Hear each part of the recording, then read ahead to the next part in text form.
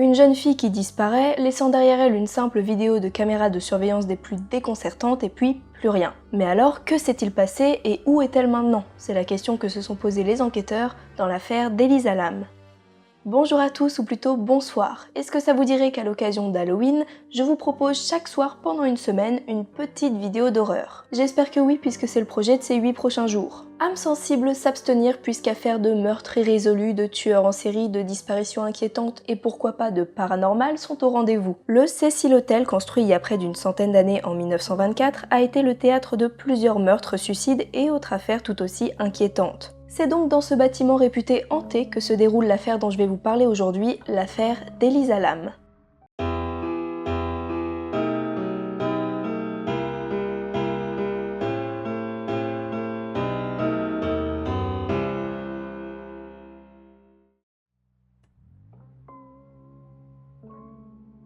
L'histoire que je vais vous raconter aujourd'hui s'est réellement déroulée en janvier 2013, donc il n'y a pas si longtemps que ça. Elisa Lam est une jeune touriste canadienne de 21 ans, venue passer quelques jours sur la côte ouest des États-Unis. Elle dormait dans l'immense Cecil Hotel doté de plusieurs centaines de chambres. Elisa est aperçue le 31 janvier dans un magasin nommé The Last Bookstore et elle est active sur les réseaux sociaux, donc tout va pour le mieux. Mais après ce jour, plus rien.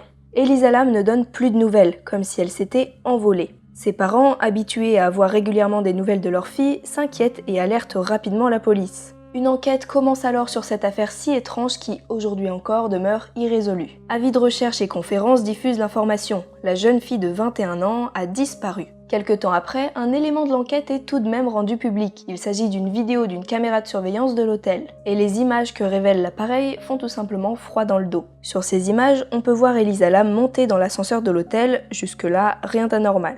Mais ce qui suit laisse assez perplexe. Après avoir appuyé sur plusieurs boutons de l'ascenseur, Elisa commence à avoir un comportement étrange. Je vous laisse regarder la vidéo jusqu'au bout, on en reparle après.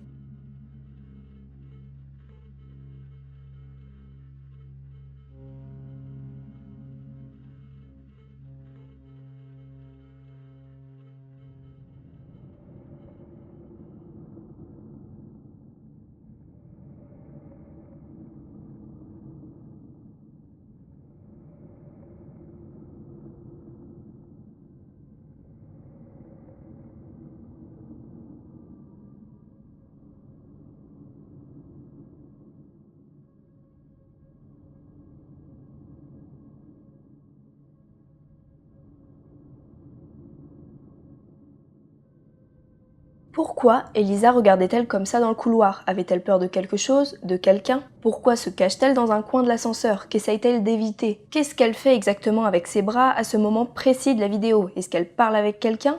Et surtout, pourquoi cet ascenseur ne s'est même pas mis en marche une seule fois? Les portes n'ont même pas essayé de se refermer pendant au moins 5 minutes. C'est quand même impressionnant. Mais vous allez voir que la suite de cette affaire est d'autant plus mystérieuse. Pendant près de 2 semaines, l'enquête se poursuit. Aucune trace d'Elisa Lam, elle s'est comme volatilisée. Pendant ce temps à l'hôtel, la vie suit son cours et les clients vont et viennent. Mais au bout de quelques semaines, un nombre croissant de clients commence à se plaindre de la qualité de l'eau. Celle-ci est malodorante, a un goût bizarre et une couleur un petit peu inhabituelle, assez foncée. Un technicien est alors envoyé sur le toit de l'immeuble, là où se trouvent les immenses réservoirs d'eau. Celui-ci déverrouille les cuves et inspecte l'eau pour voir s'il y a un problème, et là, il aperçoit avec horreur le corps sans vie d'Elisa Lam. Depuis tout ce temps, elle était là, à seulement quelques mètres des enquêteurs, et elle aura au final jamais quitté l'hôtel. Le corps de la jeune fille était dénudé, et ses vêtements ne seront d'ailleurs jamais retrouvés, tout comme son téléphone portable. Est-ce que c'était son assassin qui a emporté ses affaires ?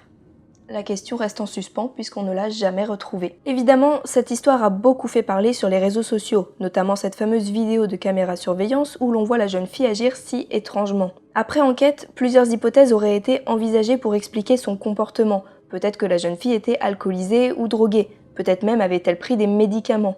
Mais l'autopsie du corps et les prélèvements effectués permettent d'affirmer qu'aucune trace de ces substances n'était présente dans le corps de la jeune fille. Alors est-ce qu'Elisa Lam était parfaitement lucide et est-ce qu'elle essayait simplement d'échapper à son agresseur? Ce n'est pas si sûr puisqu'elle aurait été diagnostiquée avec des troubles bipolaires, ce qui pourrait en partie expliquer ses comportements étranges. Néanmoins, beaucoup de questions demeurent sans réponse, la principale étant qui était son meurtrier et surtout comment s'y est-il pris. Parce que oui, vous vous doutez bien que monter sur le toit d'un hôtel aussi haut n'est pas chose aisée, Les portes qui y mènent sont munies de systèmes d'alarme que notre tueur aurait dû trafiquer pour pouvoir passer sans que ces derniers se déclenchent. Pareil pour le réservoir d'eau qui était fermé, comment s'y est-il pris? Et même le réservoir est immense, il mesure plusieurs mètres de haut, comment voulez-vous porter un corps jusqu'au sommet pour le jeter dans la cuve? Je suis même pas sûre qu'il y ait eu une échelle à disposition pour pouvoir monter au sommet des cuves. Alors est-ce que notre tueur avait pensé à tout? Est-ce que c'était prémédité? C'est la question que je vous pose, n'hésitez pas à donner votre avis dans les commentaires. Les plus terre-à-terre d'entre vous diront sûrement que le tueur était sûrement quelqu'un qui travaillait à l'hôtel, sinon comment arrêter les alarmes, comment monter en haut de la cuve, et les plus imaginatifs diront peut-être qu'il y a quelque chose de paranormal là-dessous. L'affaire d'Elisa Lam m'a beaucoup fait penser à un film que j'ai vu il y a quelques années qui s'appelle Darkwater, et attention, il y a du spoil dans ce que je vais dire. Ce film raconte l'histoire d'une mère et de sa fille qui emménagent dans un appartement et il se passe des choses un petit peu bizarres, surtout autour de l'eau, c'est très malsain comme ambiance et au final, à la fin du film, on se rend compte que la mère percevait la présence d'une petite fille qui avait été noyée dans les cuves d'eau du toit. Donc cette histoire m'a beaucoup fait penser à la mort d'Elisa Lam et je me suis dit que le film s'en était inspiré avant de me rendre compte que les dates de parution du film ne correspondaient pas. Le film Darkwater est sorti en 2002, soit près d'une dizaine d'années avant l'affaire d'Elisa Lam. C'est quand même une coïncidence que je tenais à vous préciser. Dans tous les cas, cette affaire d'Elisa Lam a fait grand bruit. Déjà parce que la vidéo de surveillance qui a été rendue publique est vraiment impressionnante et angoissante à regarder, et ensuite parce que ça s'est produit dans un bâtiment qui a eu déjà quelques antécédents. Véritable repère pour des tueurs en série, témoins de suicides, etc. Ce lieu a quand même connu beaucoup de catastrophes, mais ça, on le verra dans de prochaines vidéos.